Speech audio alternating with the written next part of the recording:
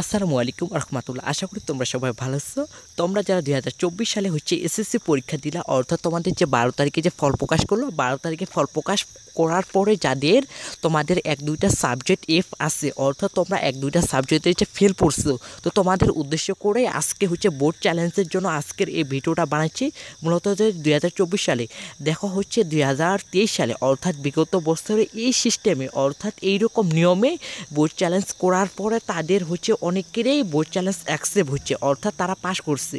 তো এবারও আমি এই 2023 সালের সিস্টেমটা মতনই দেখাচ্ছি, যেভাবে তারা বোর্ড চ্যালেঞ্জ করছিল এবং কি তারা তাদের রেজাল্ট পরিবর্তন করছিল।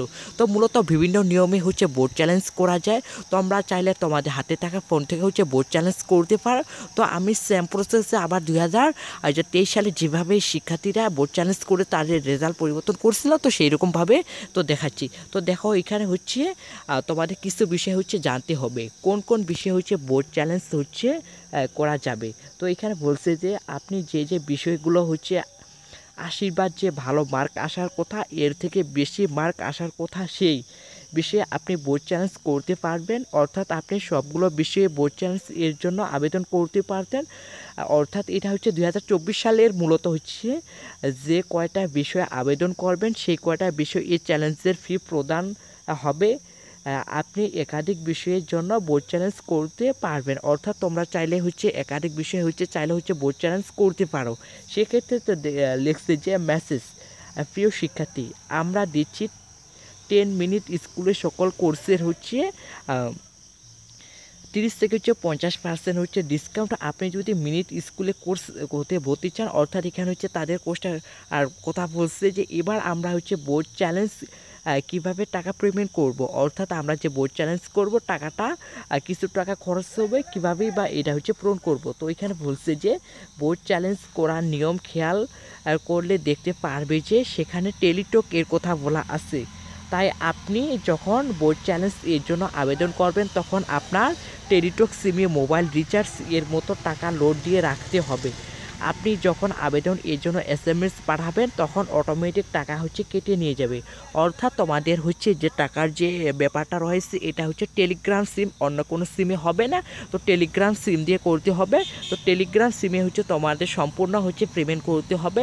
তো দেখো এখানে বোর্ড চ্যালেঞ্জ করার নিয়ম 2023, সেম প্রসেসে তোমরা 2024 সালে করতে পারবা। তো এখানে কিছু শর্তগুলো রয়েছে, তো শর্তগুলো এবার আমরা পড়ে শোনাচ্ছি। বোর্ড চ্যালেঞ্জ শুধুমাত্র SMS প্রক্রিয়ায় করা যায়, অনলাইনে বোর্ড চ্যালেঞ্জ করার নিয়ম নেই। 2023 সাল বলা আছে, তো আমরা 24 সালে ধরলাম। 2024 সালে SSC পরীক্ষার জন্য বোর্ড চ্যালেঞ্জ করা নিয়ম। অর্থাৎ এখানে নিয়মগুলো বলা হয়েছে। আপনি যে যে বিষয়গুলো বোর্ড চ্যালেঞ্জ করতে চান, সেই বিষয়গুলো অর্থাৎ কোড নাম্বার একটি খাতায় নোট করুন। এরপর বিষয় অনুযায়ী আপনার টেলিটক সময় রিসার্চ করুন। তারপর আবার মেসেজ ইনবক্সে RSC, তারপর একটা স্পেস, তারপর বোর্ড স্পেস রোল, তারপর স্পেস বিষয় কোড লিখে 162222 নাম্বার পাঠিয়ে দেন। তো ভিডিওর শেষে আমরা সম্পূর্ণ প্রসেসটা দেখব। তো দেখো তারপরে আমরা আগের শর্তগুলো দেখে নিই। আপনার SMSটি সেন্ড হলে বিরতি SMS এর কত টাকা খরচ হবে এবং সাথে একটি পিন নাম্বার দেওয়া মেসেজ, যেখান থেকে আপনার পিনটা কপি করে নিন। তারপরে দেখো এবার RSC space yes space pin number space যোগাযোগ নাম্বার লিখে আবার 16222 নাম্বারে পাঠিয়ে দেবেন। এখানে আপনার সাথে সাথে যোগাযোগ করার নাম্বারটি দেবে। তাহলে আপনারটি সফল হয়ে যাবে। মনে রাখবে, আবেদন করতে হবে টেলিটক সিম থেকে। আবেদন করার আগে যত টাকা হবে তত ওই টেলিটক সিমে লোড দিবেন এবং একাধিক বিষয়ে আবেদন করতে চাইলে কমা দিয়ে বিষয় কোড লিখে রাখবে। তো এখানে আরেকটা কথা বলে দিচ্ছি যে তোমরা এই টাকাটা সিমে রিচার্জ করবা, রিচার্জ থেকে কেটে নিবে। তোমরা যদি বিকাশ থেকে করো, এরকমটা হবে না, ঠিক আছে? তো ফার্স্ট SMSটি হবে RSC DAC, তারপর 117714174167। তারপর দ্বিতীয় SMSটি RSCS 123456 তারপর হচ্ছে একটা নাম্বার রয়েছে, এই নাম্বারে হচ্ছে করতে হবে। এরপরে দেখো হচ্ছে ব্যাস, এভাবে আপনি বোর্ড চ্যালেঞ্জ এর জন্য আবেদন করতে পারবেন। এখানে ঢাকা বোর্ডের জন্য দেখানো হয়েছে তাই ডিএনএ, যার যেটা বোর্ড হচ্ছে ওই বোর্ডের হচ্ছে প্রথম 3টে সংখ্যা লিখে রাখতে হবে।